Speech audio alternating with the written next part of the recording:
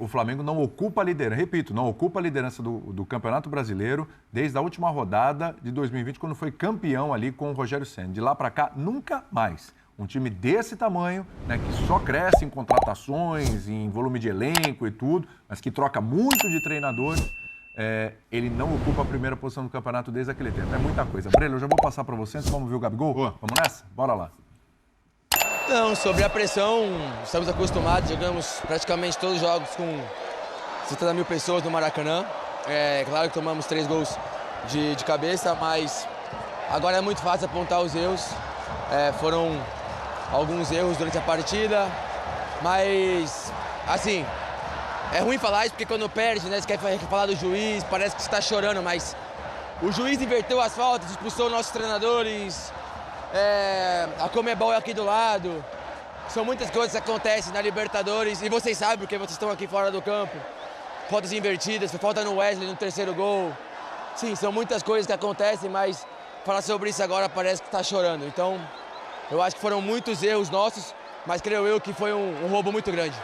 Mas para a sequência da temporada agora, que você está falando que foi um roubo muito grande, para a sequência da temporada, brasileiro distante do Botafogo, o que vocês imaginam? Pode falar para o torcedor também, está muito chateado. Temos que vencer, eu acho que o Flamengo é movido a isso, movido a vitórias, mas também em momentos difíceis temos que se unir, mais do que nunca. Claro que queríamos estar na final, jogar o próximo Fla-Flu, mas agora estamos perto de uma final de Copa do Brasil e vamos em busca do brasileiro. A gente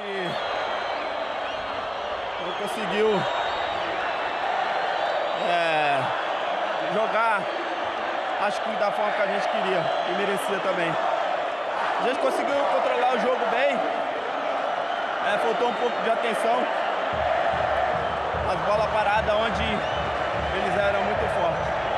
Habían comenzado muy bien con tu gol, ¿qué faltó? ¿Qué pasó después? Libertadores a gente sabe que é muito difícil. E eles conseguiram fazer um gol. 3 gols, né? Bola parada. Onde na Libertadores a gente sabe que é muito difícil. Então, cara, desculpar aí. E vamos seguir em frente. É isso aí. É o Gabigol falando que parece, chororô, como a gente tá falando aqui, né, velho? Parece mesmo. Só Conmebol aqui do lado. O Flamengo perdeu na bola.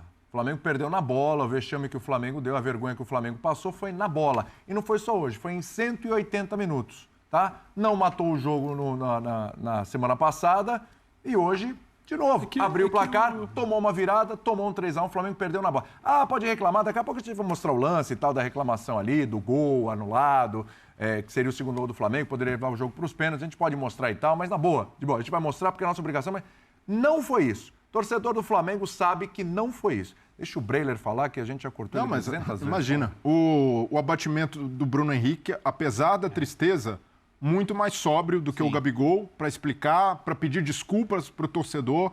E o Gabigol, bastante infeliz ao falar em roubo. Se houve um escândalo no Paraguai, foi a atuação do time.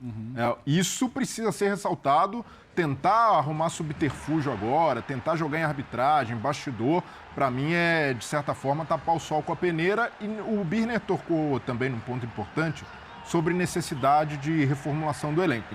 Até concordo, é preciso que o Flamengo olhe uma reoxigenação, mudanças, necessidades de dar fim a ciclos, mas não podemos inverter a ordem das coisas. O Flamengo não fará uma boa reformulação de elenco sem antes reformular sua diretoria, seu comando de futebol. Essa orientação precisa ser diferente e precisa ser diferente para, enfim, existir um projeto esportivo. Eu vejo, se tem uma coisa boa que o Flamengo pode tirar dessa eliminação, é um gatilho para uma mudança geral no comando de futebol. Para que seja... E eu fico confortável em falar isso, porque eu venho apontando essa vacância de comando do Flamengo há algum tempo, sobretudo na figura do Marcos Braz. E quando a gente fala em comando, não é para chegar um cara lá dentro para ser bedel, para chegar no pescoço do jogador, para dar bronca, para xingar, para entrar em atrito como o Braz entrou com o Gabigol, mas é para existir uma referência, para alguém que coloque um norte, para alguém que seja respeitado, não por falar grosso ou por falar com torcedor ou em rede social, mas alguém que tenha bagagem e conhecimento técnico para ocupar esse cargo. E o Braz, o que ele tem é conhecimento político, é domínio de bastidor, é influência. Agora, competência de futebol, o que o Braz faz no Flamengo, a maioria dos dirigentes, dos executivos de futebol, faria no Brasil, porque tem muito dinheiro. Então, errou, ele, de certa forma, consegue cobrir de alguma maneira, consegue cobrir até a imagem dele.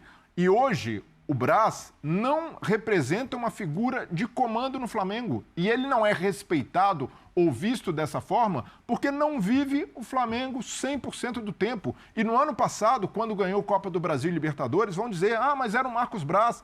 Mas ali já havia também um desgaste dessa figura, um desgaste de alguém que, de certa forma, até impede o Flamengo de dar esse passo de profissionalismo. Então, até a figura do Marcos Braz, além do nome, precisa ser revista. Você ter um clube desse tamanho, com esse orçamento, com receita de 1 bilhão, alguém amador tocando um cargo tão importante, para mim, é um retrocesso de gestão. E o Flamengo poderia aproveitar esse momento de tristeza, de decepção, para começar revendo pelo comando. E eu vejo que seria um grande passo para chegar nesse ponto que o Jean falou, do Flamengo otimizar os seus recursos e, de fato, conseguir, quem sabe, uma soberania no continente. Fala, Birner, você queria falar? Não, assim, sobre essa questão que ele está falando, eu acho que a gente está falando de um problema básico do modelo associativo. Quando a gente consegue que 1 ou 2 clubes no país tenham uma organização um pouco melhor e os outros são sempre o que é o Flamengo. São disputas políticas e pessoas que não são as mais especializadas em suas funções.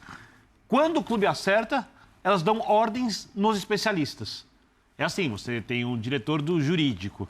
Ele não precisa ser o melhor advogado do mercado, às vezes nem é advogado, mas ele faz parte de um grupo político. Aí você contrata um advogado profissional de nível muito alto e o cara que é muito bom naquilo que faz, ele recebe ordem do amador. Ou do cara que não é tão bom assim, porque esse é o futebol brasileiro, é o modelo associativo. Você gosta, eu cansei disso. Mas se o Palmeiras, que era uma bagunça... É uma exceção. É uma exceção. Não necessariamente. Eu tenho que olhar os 20, eu não posso olhar isso. Fortaleza é associativo também. As 2 exceções, qual a terceira? No caso do Flamengo, se você elimina essa figura do vice-presidente de futebol, e dá um cargo... E o clube é governável sem isso? Sim, é possivelmente governável, como é o Palmeiras. Quem são os vice-presidentes de futebol do Palmeiras, ninguém sabe, porque eles se atêm à função política. E o Flamengo... Eu acho que são cenários políticos diferentes. Eu concordo com você sobre o trabalho do Braz. São muitos erros, né, que as contratações acabam meio que escondendo e os jogadores que individualmente resolvem acabam apagando esses equívocos. Tem muito pouca disposição para se debater o trabalho do Marcos Braz. Exato. Tem muito pouca disposição para se debater o trabalho do Marcos Braz, o cargo e como ele ali está. O Marcos Braz é vice-presidente de futebol. Mas aí não é só o Braz, é quem faz a política, as disputas pelo cargo. Quem vai indicar o técnico. O Marcos Braz ele é vice-presidente de futebol do Flamengo, porque ele foi um grande catalisador de votos para a eleição do Landim.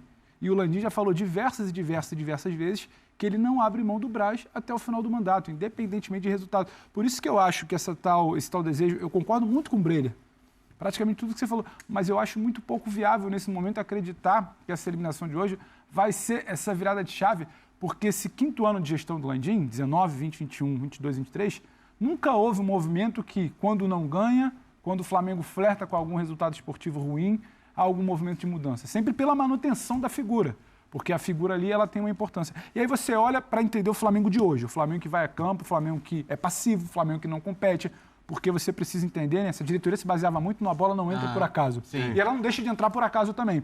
O ambiente de hoje é de um vice-presidente de futebol que não fala a mesma língua do treinador, porque o treinador tem linha direta com o presidente. E o vice-presidente de futebol não gosta disso, gostaria que tudo passasse por ele. Então, esses meandros que explicam, que a gente fala, que a gente bate às vezes na tecla, aí o pessoal vira e fala, está criticando o Flamengo, ganhou e estão falando que tem problema. Não, é porque a régua do Flamengo, o teto do Flamengo é muito mais alto que de todos os clubes brasileiros. Então, uma vitória simples, a gente chega aqui e aponta, a bola aérea está entrando ali. Esse meio-campo com o Gerson alinhado para fazer a marcação não encaixa. Essa formação aqui está ficando exposta. A gente vai tentando enxergar, para traduzir aqui, comentar para quem nos assiste, porque lá na frente não virar e falar, nossa, o Gabriel falou. Não, é só por causa da arbitragem. Não. A gente pode sentar um dia e falar só sobre o impedimento, uma inversão de falta, se foi rígido ou não com o São Paulo. Só que a eliminação de hoje é muito maior. Muito maior. Aliás, porque é o Flamengo que o Gabriel joga. Então, acho que isso precisa ser deixado muito claro. O debate, para mim, é todo sobre o não projeto esportivo. Perfeito. Não, o Jean tem tempo lá ainda para participar, daqui a pouco vão apagar a luz lá. Mas rapidinho, porque... Eles apagam mesmo, viu? Apagam mesmo, não tem conversa, não tem negociação não, os caras apagam a luz e acabou. Mas antes de acionar o Jean, que eu quero ouvir, gente, essa frase é muito forte. A Conmebol é aqui do lado, infeliz e muito forte. E outra coisa, vamos colocar o trecho de novo. A Conmebol é aqui do lado foi um roubo, porque em tese o Flamengo nem queria que o Gabriel falasse. Então ele vai falar porque ele quer dar um recado, ele quer dar esse recado. Só que para ser justo também com quem nos assiste, o Flamengo ficou hospedado no hotel do complexo da Conmebol. E achar que isso tem alguma relação, exato, e achar que isso tem alguma relação, que isso muda alguma coisa. Quer dizer, se o Flamengo ganhasse o jogo, algum erro de arbitragem, eu falava, o Flamengo estava no hotel da Conmebol. O Flamengo das últimas 4 finais jogou 3, ganhou 2. Como é que... Eu tenho certeza que se a Conmebol pudesse escolher ter o Flamengo na final, escolheria o não é que Flamengo. quer colocar lá, mas a grande torcida da grande cidade... Léo, a gente vai falar depois. Eu acho realmente o lance do gol invalidado discutível. Mas acho que o Flamengo jogou. Eu acho Inter discutível. Eu acho também. Eu não tô convencido de que o gol é irregular, não. Podemos falar sobre isso depois. Mas a forma como o Flamengo jogou. Mas é isso, pô. Peraí. Então, Só que naquele momento já era 3-1 de um time que não jogava. Deixa eu te perguntar 2 coisas. Você já ganha dinheiro pela internet? Se não, eu garanto que você está perdendo a melhor oportunidade da sua vida. E se sim, quanto que você ganha? Bom, eu não sei. Pode ser que você ganhe 1.000, 2.000, 3.000, 4.000, 5.000. Pode ser que você não ganhe nada. Mas a questão é a seguinte. Você acredita que hoje eu faço mais de 10.000 por dia somente com uma única estratégia no mercado digital? Você provavelmente não acredita nisso, né? Na verdade, você é uma pessoa inteligente por estar pensando dessa maneira. Porque eu faria a mesma coisa no seu lugar. A gente não pode acreditar em tudo que a gente vê de primeira aqui na internet. Na verdade, isso aqui tá cheio de balelas. Mas e se eu conseguir te provar que eu faço mais de 10 mil reais por dia no automático? Aí, se você não buscar entender como que eu faço isso, aí eu já acho que é uma atitude não muito inteligente. Afinal, você vai estar perdendo o melhor negócio da sua vida. Então, se você quiser entender como que eu faço isso, eu quero convidar você para clicar no botão aqui embaixo e assistir um vídeo curto, de apenas 15 minutos, onde eu vou te revelar tudo o que você precisa fazer para começar. Clica e vem comigo.